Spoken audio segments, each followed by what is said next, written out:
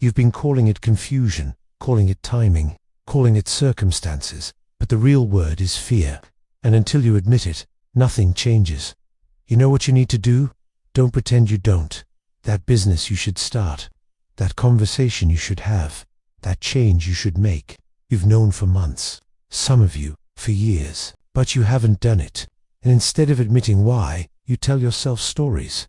I need more information. I need better timing. I need the circumstances to be right. I need to plan more carefully. These are not reasons. They are hiding places. And by the end of this video, I'm going to drag you out of them. Let me tell you what's actually happening. Your brain has one primary job: keep you alive. And the way it does that is by avoiding threat. In the ancient world, threat meant physical danger. Today, threat means something different: social rejection, financial ruin, public failure, looking stupid, being wrong. These things can't kill you, but your brain treats them like they can. So when you think about starting that business, your brain runs a simulation. What if it fails? What if people laugh? What if you lose money? What if you're exposed as a fraud? And every what if lands like a physical threat. Your body responds: anxiety, resistance, paralysis. That's when the rationalizations come in. Maybe I should wait. Maybe I need more preparation. Maybe this isn't the right time. These sound logical. They feel responsible, but they're just fear wearing a disguise. The disguise works because it lets you avoid two painful things at once. First, it lets you avoid the fear itself. You don't have to feel scared if you convince yourself you're just being strategic. Second, it lets you avoid responsibility.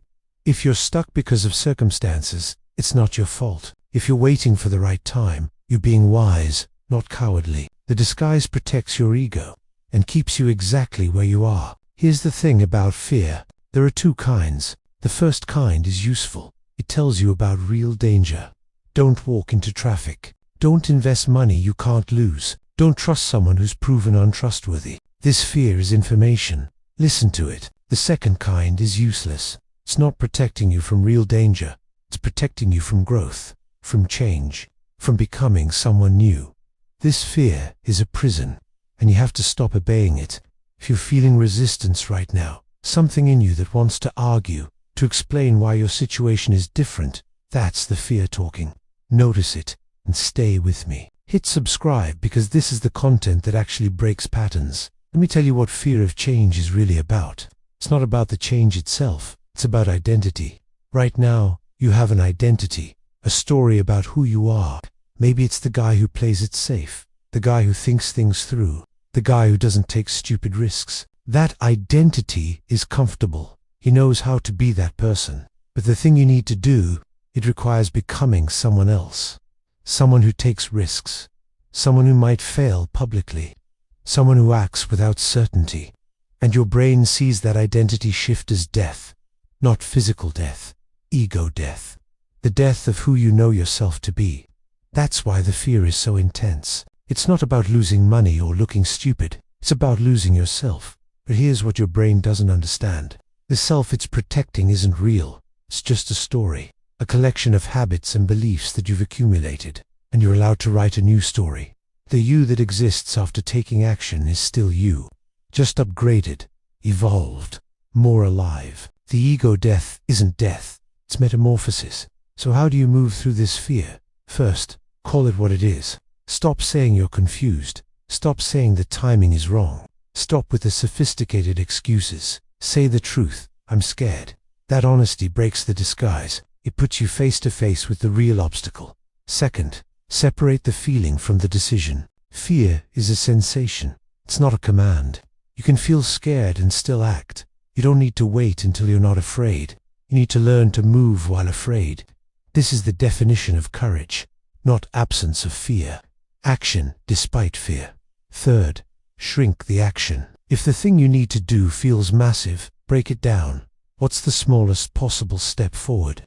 Fear grows when the task is huge. It shrinks when the task is small. You don't need to start the whole business tomorrow. You need to register the domain.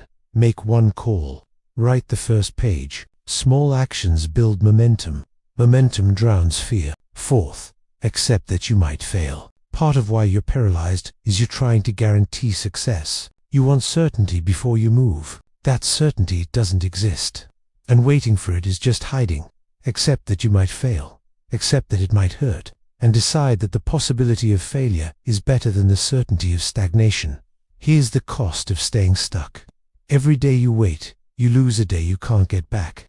And worse than that, you reinforce the pattern. Every time you choose comfort over action, you strengthen the neural pathway of avoidance. You make it harder to act next time. You deepen the rut. Stuck isn't a position. It's a trajectory. The longer you stay, the harder it gets to leave. You're not stuck because of your circumstances. You're stuck because you're scared and you won't admit it. Now you've admitted it. So what are you going to do? The fear isn't going away, but you can move anyway. That's the only way through. Move.